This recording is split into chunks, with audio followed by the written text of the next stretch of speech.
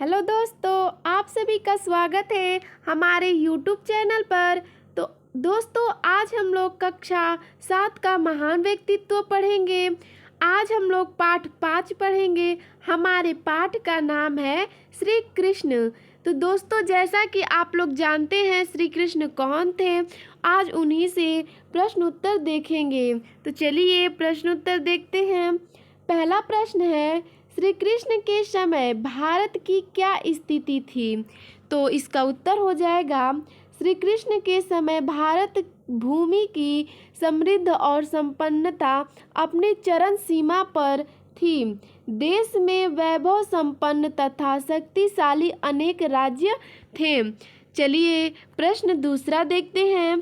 प्रश्न दूसरा है, श्री कृष्ण के बाल जीवन का वर्णन करिए। देखिए, बाल्य जीवन यानी जब वो बचपन में यानी जब वो छोटे थे तब उनके जीवन का हमें वर्णन करना है कि वो क्या क्या किए हैं अपने बचपन में। तो चलिए इसका उत्तर देखते हैं। श्री कृष्ण बाल्य अवस्था से ही इतने पराक्रमी और साहसी थे कि उनके द्वारा किए गए कार्यों को देखकर लोग आश्चर्यचकित हो जाते थे। कंस अपनी सुरक्षा के लिए कृष्ण का अंत करना चाहता था। इस कार्य के लिए उसने जिन लोगों को भेजा उन सब का श्री कृष्ण ने बाल्यावस्था में ही वध कर दिया।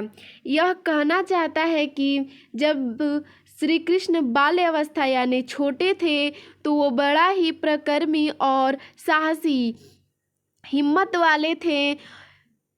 तो और यही सब कार्यों को देखकर जो लोग थे वो आश्चर्यचकित हो जाते थे कि इतना छोटा बालक ऐसे कैसे ये सब कार्य कर लेता है। यही सब को देखते हुए कंस अपनी सुरक्षा के लिए जितने भी लोगों यानी कि जितने भी दानवों को भेजा, श्री कृष्ण ने उनको सबका वध कर दिया यानी सबको मार दिया। ठीक है, चलिए प्रश्न तीसरा देखते हैं। कंस के जीवन का अंत किस प्रकार हुआ? तो इसका उत्तर हो जाएगा, श्री कृष्ण ने मल्ल युद्ध में कंस के चुने हुए पहलवानों को पराजित किया और अंत में उन्होंने कंस को भी मार डाला। प्रश्न चौथा है, कौरवों और पांडवों के बीच संधि के लिए कृष्ण ने क्या किया?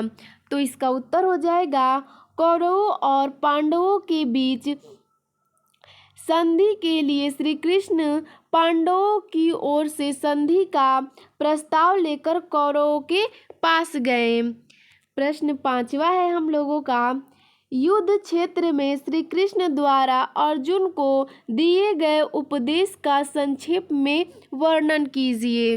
तो इसका उत्तर हो जाएगा, श्री कृष्ण ने अर्जुन को अपने कर्तव्य की ओर प्रेरित किया। उन्होंने कहा कि आत्मा अमर और अजर है, यानी कि आत्मा कभी मर नहीं सकती है। जिस प्रकार मनुष्य पुराने वस्त्रों को छोड़कर नए वस्त्र ग्रहण करता है, उसी प्रकार यह आत्मा जीर्ण शरीर छोड़कर नए शरीर में प्रवेश करती है।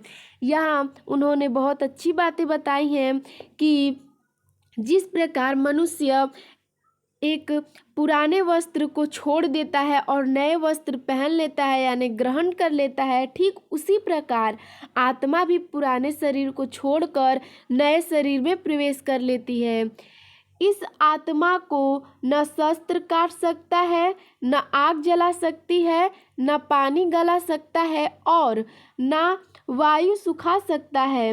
अतः प्रत्येक मनुष्य को फल की चिंता किए बिना अपने कर्तव्य का पालन करना चाहिए। यही कर्म योग है। यानी कि यह कह रहे हैं कि प्रत्येक मनुष्य को फल की चिंता नहीं करनी चाहिए, वो जो कर्म कर रहा है उसे करते रहना चाहिए। ठीक है, तो चलिए प्रश्न छठवां देखते हैं। महाभारत के युद्ध का क्या परिणाम हुआ? तो इसका उत्तर हो जाएगा, महाभारत के युद्ध में पांडव विजयी हुए यानी कि उनकी जीत हुई। पांडव जो थे उनकी जीत हुई। प्रश्न सातवां है, श्री कृष्ण को ईश्वर का अवतार क्यों माना जाता है? सही बात है कि श्री कृष्ण को ही क्यों ईश्वर का अवतार माना जाता है। तो चलिए इसका भी देख लेते हैं उत्तर। श्री कृष्ण दार्शनिक, कर्मयोगी, राजनीतिज्ञ, समाज सुधारक, योद्धा, शांति के अग्रदूत, गुरु तथा सखा आदि गुणों से परिपूर्ण थे, जो उन्हें एक साधारण मानव से अलग करते हैं, इसलिए उन्हें ईश्वर का अवतार माना जाता है। चलिए प्रश्न 8वां देखते हैं। सही कथन के सामने सही तथा गलत कथन के सामने गलत का निशान लगाइए। क नंबर प्रश्न है, श्री कृष्ण के गुरु का नाम संदीपन था। यह सही है। तो दोस्तों आप लोग याद कर लीजिएगा कि श्री कृष्ण के गुरु कौन थे, तो उनका नाम संदीपन था। ठीक है, चलिए ख नंबर देखते हैं। श्री कृष्ण के उपदेश रामायण के अमृत वचन हैं। यह गलत है। ग नंबर है, आत्मा अजर अमर है। यह सही है। ना आत्मा को हम लोग जला सकते हैं, ना ही उसको मार सकते हैं, इसीलिए आत्मा अजर अमर है। चलिए घ नंबर देखते हैं। उस समय हस्तिनापुर में कंस का राज्य था। यह गलत है। ठीक है, तो दोस्तों आज हम लोगों ने श्री कृष्ण के बारे में जाना। तो आप सभी को हमारा वीडियो कैसा लगा हमें कमेंट में ज़रूर बताइएगा। धन्यवाद।